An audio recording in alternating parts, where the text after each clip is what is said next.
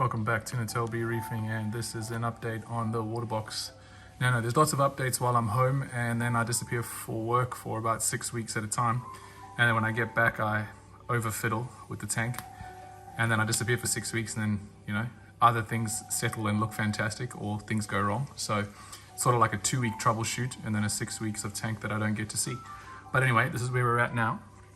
I have this, which I found out thanks to one of the comments on my last video. This is a Cespitularia, and it is definitely looking a lot happier now. Most of the little polyps are opening up, and it's a lot fluffier. Our morphs are doing great. Kenya tree's also happy. So this group of zoanthids here, they tend to close up a lot because JP, this crazy clownfish, swims in front of them all the time and her tail hits them. So they close pretty often. We've also got these couple of zoas here. We've got that group over there at the back. And this is our other coral, which I think might be similar family to this front one. That's also starting to open up the little polyps on the end there, which is pretty good. This position at the back for the toadstool, sorry, I'm trying to find a good view of it, is really good. It seems to be much happier back there. There it is. And then this pump I've sort of angled slightly differently, so it's giving it a lot better flow. There have been a couple of new additions because I couldn't help myself. So I've never in my life had Duncans in a tank. So we've got a little Duncan frag there. It's got 1, 2, 3 little heads on. We'll see how that does. And then I got some Gonnies because I've always had pretty good luck with Gonnies.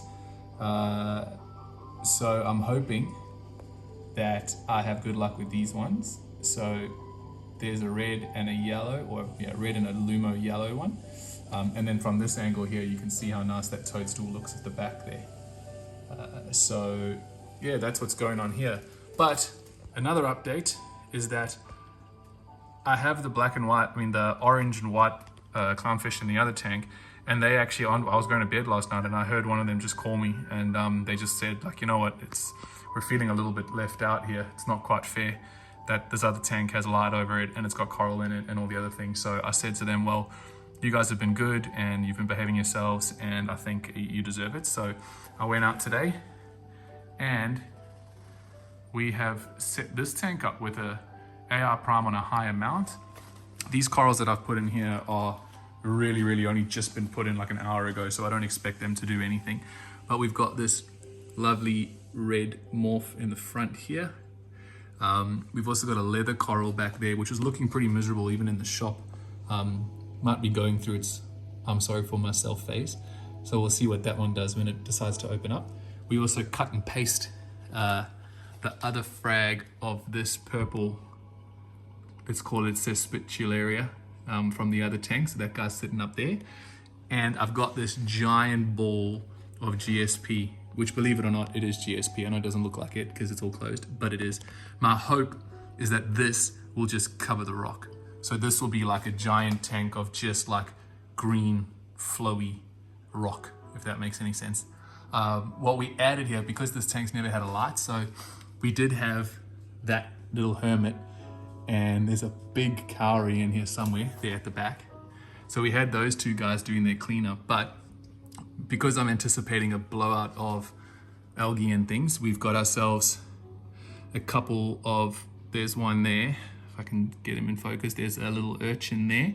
Those are those captive bred urchins. So we've got one, there's 3 in here altogether. I don't know where they are, but there's 3. So they're in there. See if you can find it, because I can't find it. There's one there. He's already picked up a few little bits and pieces on him.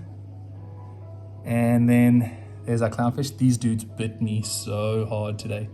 I've actually got like, the way it actually almost drew blood in my finger crotch.